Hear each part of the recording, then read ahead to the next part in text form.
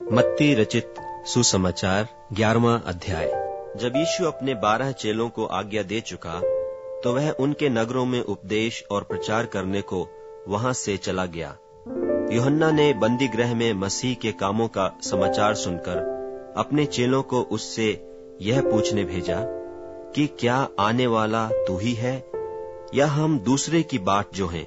यीशु ने उत्तर दिया कि जो कुछ तुम सुनते हो और देखते हो वह सब जाकर यूहन्ना से कह दो कि अंधे देखते हैं और लंगड़े चलते फिरते हैं, कोढ़ी शुद्ध किए जाते हैं और बहिरे सुनते हैं, मुर्दे जिलाए जाते हैं और कंगालों को सुसमाचार सुनाया जाता है। और धन्य है वह जो मेरे कारण ठोकर न खाए। जब वे वहां से चल दिए तो यीशु यूहन्ना के विषय में लोगों से कहने लगा, तुम जंगल में क्या देखने गए थे? क्या हवा से हिलते हुए सरकंडे को? फिर तुम क्या देखने गए थे? क्या कोमल वस्त्र पहने हुए मनुष्य को? देखो, जो कोमल वस्त्र पहनते हैं वे राजभवनों में रहते हैं। तो फिर क्यों गए थे? क्या किसी भविष्यद्वक्ता को देखने को? हाँ, मैं तुमसे कहता हूं, वरन भविष्यद्वक्ता से भी बड़े को। यह वही है जिसके विषय में लिखा है कि देख, मैं अपने दूत को तेरे आगे भेजता हूं, जो तेरे आगे तेरा मार्ग तैयार करेगा।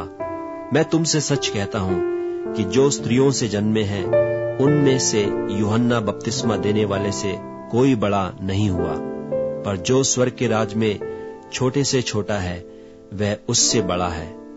यूहन्ना बपतिस्मा देने वाले के दिनों से अब तक स्वर्ग के राज्य पर जोर होता रहा है और बलवान उसे छीन लेते हैं। यूहन्ना तक सारे भविष्यद्वक्ता और व्यवस्था भविष्यवाणी करते रहे, और चाहो तो मानो एलिया जो आने वाला था वह यही है। जिसके सुनने के कान हो वह सुन ले। मैं इस समय के लोगों की उपमा किससे दूं? वे उन बालकों के समान हैं जो बाजारों में बैठे हुए एक दूसरे से पुकार कर कहते हैं कि हमने तुम्हारे लिए बांसुरी बजाई और तुम न नाचे, हमने विलाप किया और तुमने छाती नहीं पीटी, क्योंकि यूहन्ना न खाता आया और न पीता, और वे कहते हैं कि उसमें दुष्टात्मा है। मनुष्य का पुत्र खाता पीता आया और वे कहते हैं कि देखो, पेटू और पियक्कड़ मनुष्य, महसूल लेने वालों और पापियों का मित्र, पर ज्ञान अपने कामों से सच्चा ठहराया गया है। तब वह उन नगरों को उलाहना देने लगा जिनमें उसने बहुतेरे सामर्थ के काम किए थे, क्योंकि उन्होंने अपना मन नहीं फिराया था। हाय खुराजीन, हाय बेतसैदा, जो सामर्थ के काम तुम में किए गए, यदि वे सूर और सैदा में किए जाते तो टाट ओढ़कर और राख में बैठकर वे कब के मन फिरा लेते।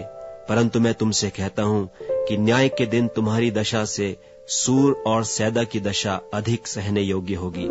और हे कफरनहूम, क्या तू स्वर्ग तक ऊंचा किया जाएगा? तू तो अधोलोक तक नीचे जाएगा। जो सामर्थ के काम तुझ में किए गए यदि सदोम में किए जाते तो वह आज तक बना रहता। पर मैं तुमसे कहता हूं कि न्याय के दिन तेरी दशा से सदोम के देश की दशा अधिक सहने योग्य होगी। उसी समय यीशु ने कहा, हे पिता, स्वर्ग और पृथ्वी के प्रभु, मैं तेरा धन्यवाद करता हूं कि तूने इन बातों को ज्ञानियों और समझदारों से छिपा रखा और बालकों पर प्रकट किया है। हाँ हे पिता, क्योंकि तुझे यही अच्छा लगा। मेरे पिता ने मुझे सब कुछ सौंपा है, और कोई पुत्र को नहीं जानता केवल पिता, और कोई पिता को नहीं जानता केवल पुत्र, और वह जिस पर पुत्र उसे प्रकट करना चाहे। हे सब परिश्रम करने वालों और बोझ से दबे हुए लोगों, मेरे पास आओ, मैं तुम्हें विश्राम दूंगा। मेरा जुआ अपने ऊपर उठा लो और मुझसे सीखो, क्योंकि मैं नम्र और मन में दीन हूं, और तुम अपने मन में विश्राम पाओगे, क्योंकि मेरा जुआ सहज और मेरा बोझ हल्का है।